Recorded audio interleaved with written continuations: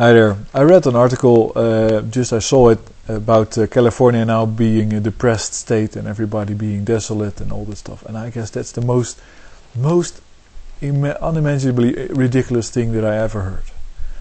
I mean, so addicted and fearful are people of the money that they allow themselves to be miserable in a sunny state with all the trappings and what you need to have a really good time and be very prosperous. So my advice is so I thought I'd talk about one technology that is really important, that is really kept in the background, is not being developed openly, but has already been developed like many other clean technologies. They've already been invented and they're just being reinvented. And that's ammonia. Ammonia is a fuel. It can burn in your car engine. If you have a diesel car, you can convert it to ammonia. It burns 100% clean. There's no carbon emissions. It has more power than regular fuel in your engine, so your diesel will drive faster. But you can also use it in a fuel cell, like hydrogen. It actually ammonia is hydrogen and nitrogen. So if you take these fuel cells work in a way that you take the hydrogen off the nitrogen and then you put the hydrogen through the fuel cell and you get water and nitrogen in the atmosphere, and you get lots of electricity. You can power 90 homes for 24 hours with 3,000 liters of ammonia. And you can actually make trains run on it, and they basically designed a train like that, and so you can use it in all kinds of ways. It can provide you with electricity, it can provide you with mobility. There's an infrastructure in the US of ammonia already. And my prediction is that the infrastructure that is now used for transporting ammonia, which is all petro-based ammonia or natural gas sourced ammonia. So there's a process that turns natural gas into ammonia, which is taking off the hydrogen and using the heat or something like that to get the reaction going. There's just all these pipes through the US and through Europe which transport that ammonia through the places where they are used, the farms where they're used as fertilizer, and the industries. And of course, if the oil runs out, that whole stream will stop. So those pipes will be abandoned, not used, and you can use them for your own ammonia. Farming will be organic because it will be too much work to make all the ammonia for farming specifically. If you can farm organic, you don't need all that technology, and you can work quicker. So let's say once the intensive farming method collapses, there will be organic farming only, and they don't need the ammonia. They can use a little bit. Now the funny thing with ammonia is that you can easily make it. You can simply make it out of thin air and water, because thin air mostly consists of nitrogen, and water has of course the hydrogen. And there are several methods of it. There is the Haber-Bosch method, which is using some heat, and then and it's interesting if you read about that. All the problems that we are trying to solve, for instance with hydrogen, have already been solved, because of course the Haber-Bosch process, which uses nitrogen and hydrogen and brings them together under high pressure, which is a metal encasing, and then lets the reaction happen to create the ammonia. We're talking here about a metal casing containing hydrogen, and hydrogen makes casings brittle, metal brittle. So these casings would break, and that's one of the problems with hydrogen storage. Which everybody says, well, we want to store hydrogen, and then they say, well, yes, but the metal gets brittle and it's difficult to find a solution. In 1938 or something like that, the guy that invented the Haber-Bosch process wrote about it and said, well, you take an inner lining of your metal casing, which is from an iron type, which is soft, and then you have the outer lining, which is the hard metal, the steel. And you make little holes in it so that if the hydrogen gets through the inner lining, which can get brittle, there's no problem, it escapes into the atmosphere. So it basically leaks out of the bottle, but that's a very, very, very slow process. Problem solved. It's already solved. Half a century, 60 years ago. Hydrogen storage. There is no problem in hydrogen storage. You have to make pipes with the inner lining and little holes. So so that they leak a little bit of hydrogen, but it's not a problem. Hydrogen leaking, it's not in a well ventilated place, it's not a problem. It's let's say, how much hydrogen do you think will leak out of a metal canister?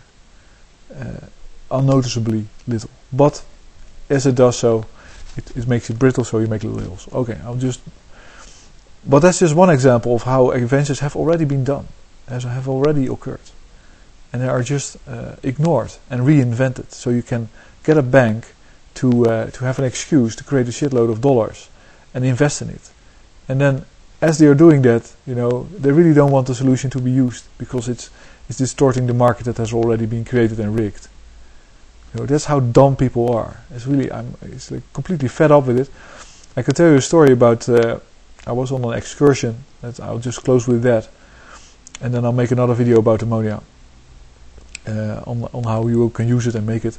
But I was on this excursion traveling around Holland, and there was this group of people in one of our let's say places where we fought the sea and won. So we and he told a story of how he got together with his few friends, farmers, and bought a windmill. Actually, a couple of them. I think 12 or something like that. And how difficult it was. How he was fought all the way, all the time, for years, because it took him 10 years to get it done. And just and he was really persistent.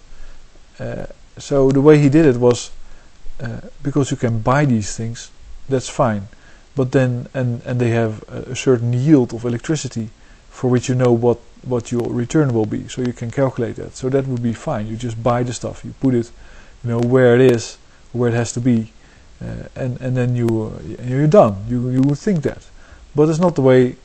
It's not like that in Holland, because the energy companies were dead set against him doing that, and they tried everything. And it's funny, because just like these days you get patents for things that you never thought anybody would try to patent. Let's say somebody or I file a patent for breathing through your nose as a way to discover, let's say, chemical composition of the air or something like that, which you could also call smelling. Never would anybody consider asking for that patent, but if I get it, then I can suddenly charge everybody for using their nose. Every cook in the world will be paying me royalties for having a sense of taste. And these days that happens all the time. Why am I talking about that? But this guy was trying to build his windmills, and okay, yes, and he slipped through the cracks, because he basically went straight to the owner of the net, of the power lines, not to the energy companies, not to anybody else, but the owner of the power lines, which was a different company, and he asked for dispensation for using them. So he basically said, well, we're not a power company normally, and we're not an energy dealership or whatever. We're a strange group of farmers, but we would like to have the dispensation. And the guy working at the company that runs these lines didn't really know that there was anything going on. He wasn't aware or anything, and just gave the dispensation. So suddenly they had the ability to put, if they had windmills and they would put them next to a power line, then they had the permission to put the electricity in the power line. So the energy companies were pretty shocked about that, but they tried to do something about it. So then what he needed was, of course, maybe this is a long story, he needed a converter to convert the electricity from the, let's say, DC windmill electricity to the power line level, which is high voltage alternating current, if I'm correct. So he asked how much would that cost to the power company that at that point had to give them a quote and had to help them to do that. And they gave him a quote which was 28 million. Then he went to Germany, asked another company, they say 8 million or something like that. Or he asked another company in Germany, and they said, okay, we can help you, we will build this transformer for you. He went back to Holland, he got a quote of 8 million, which is 20 million less, of course. and then finally he bought the thing for 5 million in Germany.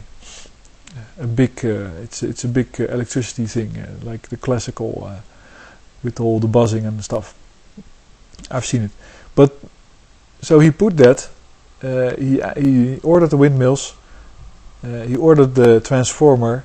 He put the transformer on the ground next to the power lines. The windmills were standing, and everything seemed to be on the surface to be okay. And then the power company said, "Well, yes, but you know, this transformer has two sides. Of course, your side and our side, just like you have a wall socket, and you have a plug to plug into the wall socket, and we don't have the wall socket. We can't really find it. We might find it in a couple of years or something like that." Or a month, but we're looking for it right now. There's like these electronical huge switch pieces, which was of course like an incredible lie, but it really didn't matter because the energy company thought, well, you know, this guy just bought 12 windmills, he's not producing any money with it, he has to go bankrupt pretty soon because he bought it, of course, with bank loans. Banks also try to, let's say, hold back as long as possible, but in the end they had to go ahead with it because of course there's money in it, you know. You had to be really persistent.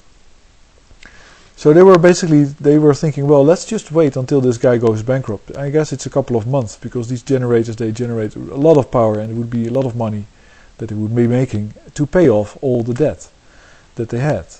But the funny aspect about it is that he didn't really receive the turbines. He received the blades, the housing, the poles, everything that looks like a windmill, but the company forgot to deliver the turbine, the generators inside the wind, the ones you don't see. And because of that, they didn't have to pay for them yet. So they didn't have a debt. And I think this is a funny story because it's really, it's luck combined with boldness, just going ahead, and let's say, and it's a mean behavior, completely savage behavior, because of course, you know, if the energy companies would have been correct, he would have gone bankrupt and would be deeply in debt, and he had a big company of himself, a wood chipping plastic processing company, and he would probably have had to sell it, and he would be completely ruined as a person. His life would be completely ruined because of that, and not only his life but the life of the other farmers would have been completely destroyed.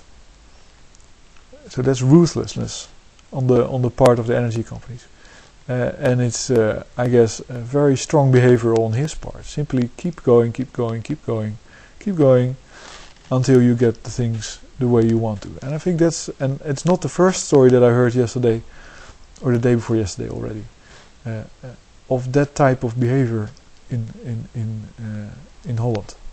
Actually, there were 3 of those stories, which is quite amazing and quite funny. And actually, I'm pretty much impressed with with the older generation saying, "Well, you know, you have to try." And one guy said, "I didn't really get how difficult this would be. So in the beginning, I didn't worry, and in the end, it didn't matter anymore because I was already doing it." You know, that's how you have to go about this ammonia solution as well, because it's being suppressed. It's a very effective one. You can, and then let's say talk about how you can generate it using a wind turbine. You can generate it using solar thermal power, and you can generate it in many other ways. It's not difficult. And then you have a fuel for your car. You have stuff to fertilize the land. You have stuff to burn in fuel cell to power your house. And the whole oil thing will go away. It won't be a problem at all. You can make it using wave energy. Ammonia is the solution.